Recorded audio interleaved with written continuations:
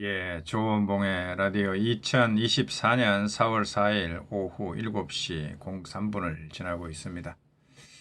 예, 제가 요즘 조문 분석 노트를 만들면서 많은 생각을 하게 됩니다. 만약에 내가 수험생이던 당시에 이런 자료가 나한테 주어졌다면 어떻게 되었을까? 예, 저 같으면 폴폴폴 날랐을 것 같아요. 그때 당시에 2004년도에 제가 본격적으로 법무사 시험 공부를 시작했는데 40병행했죠. 자, 그때 지원리 민법 강의를 갖다 놓고 읽기 시작했는데 맨 땅에 완전 헤딩을 한 거죠. 그때 서울법대 출신 누구한테 물어봤어요. 야, 이거 민법 강의 이거 막바로 읽으면 되냐? 이거 민법 조문 뭐 어떻게 먼저 봐야 되는 거 아니냐고 이렇게 내가 물어봤습니다. 그러니까 무슨 대답이 돌아왔냐? 초짜가 조문 읽어봐라. 한 개도 모른다. 그렇죠. 내가 그때 당시 초짜였는데 민법 1조, 2조 읽어갖고 그게 무슨 뜻인지 전혀 모르죠. 그래서 이거 서울법대생이 이렇게 말하는 거 보니까 이거 조문부터 읽는 거 아니구나. 이렇게 해가지고 오로지 지원리 민법 강의 여기에 매달렸다 이거요. 이거 뭐 3번 읽고 4번 읽고 해도 뭐 도대체 민법을 잘 모르겠는 거요. 사람은 환장하죠. 내가 머리가 나쁜 사람이 아닌데 이거 도대체 왜 이런 거야? 이래가지고 이거 어떻게 돌파할까를 연구하다가 내가 별짓을 다 했다는 것 아니요. 자, 그럼 법대생들이 맨 처음 보는 거 뭐 보겠냐 연구를 해가지고 법학개론 볼 것 같은데 이 교양 과목인가요? 법학개론 사다 놓고 막 2-3번 읽었습니다. 기초 닦는다고. 그 다음에 양창수 민법 입문 좋다 해가지고 이거 사가지고 내가 총 3번 이상은 읽었고 한 5번 정도 안 읽었나 싶어요. 예, 기초 공부한다고 법학개론 보고 양창수 민법 입문 보고 이런 방식으로 돌파하려고 발버둥을 쳤다라는 겁니다. 자, 이때 당시에 만약에 고등민법 조문 분석 노트가 저한테 주어졌다면 물론 이제 돈 주고 들어라 그랬으면 제가 엄두를 못 냈을 수도 있어요. 왜냐 저는 그때 돈이 한 푼도 없었어요. 책값 벌라고 애들 가르쳐가며 수학 과외 중학생들 중2, 중3 이런 애들 그거 가르쳐가면서 그 돈 벌어가 책 사고 이러던 행편인데 무슨 강의 들을 돈도 사실은 없었어요. 자, 그건 그렇다 치고 만약에 이게 주어졌다면 어떻게 됐겠는가? 제가 폴폴 날랐을 것 같아요. 단기간 내에 민법 엄청난 실력으로 올라갔을 것 같아요. 자, 이 법학개론 읽는다고 법학개론 읽어보세요. 읽어봐야 민법 공부에 별로 도움 안 됩니다.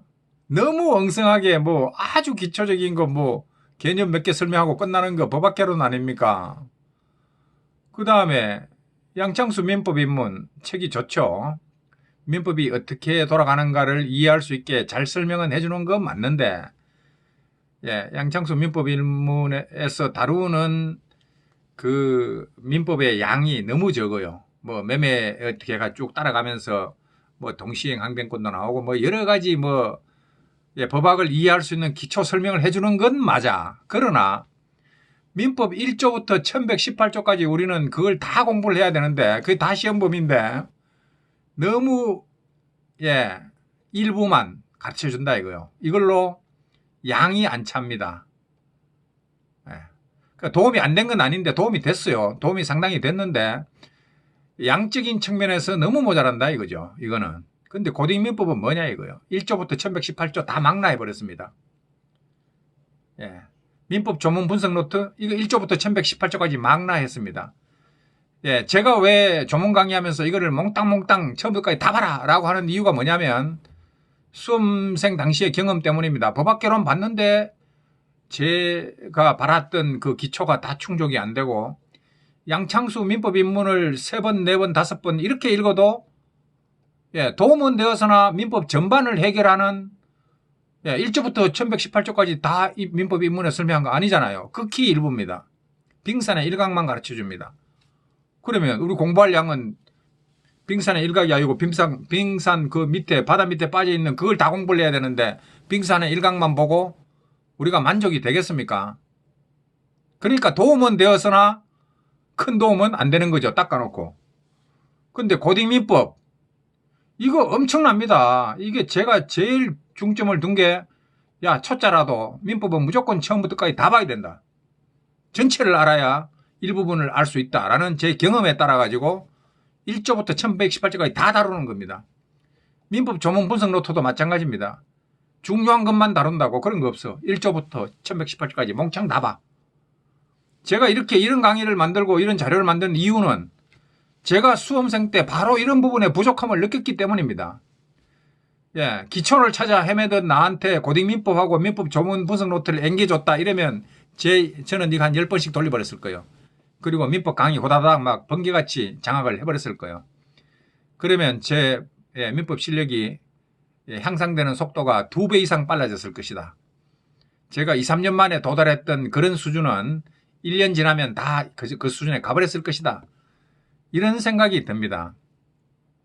예, 정말입니다. 제가 저때 진짜 이런 자료만 있었다면 저는 폴폴 날랐을 거예요. 물론 다른 사람도 날랐겠죠. 너만 나르냐? 나도 나른다. 이렇게 됐겠지만 여하튼 그때 당시를 비교해보면 고딩민법, 민법 조문 분석 노트는 정말 기가 막힌 자료입니다. 기똥차입니다. 이거 딱 까놓고.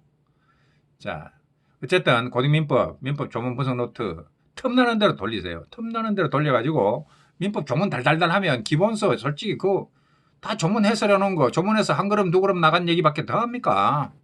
다 내 손 안에 잡히는 거요. 자, 직장인이라고 한탄하지 말고 짬짬이 고딩민법을 듣던 민법 조문 분석 노트 한 페이지를 읽든 간에 틈날 때마다 읽어요. 읽어가지고 일단 민법 조문 1118조까지 달달달달 해야 됩니다. 수십 번이 아니라 수백 번 보세요. 수백 번. 예, 그렇게 하면 민법 기본서 읽을 때 엄청난 도움을 받게 됩니다. 여기까지 합니다. 감사합니다.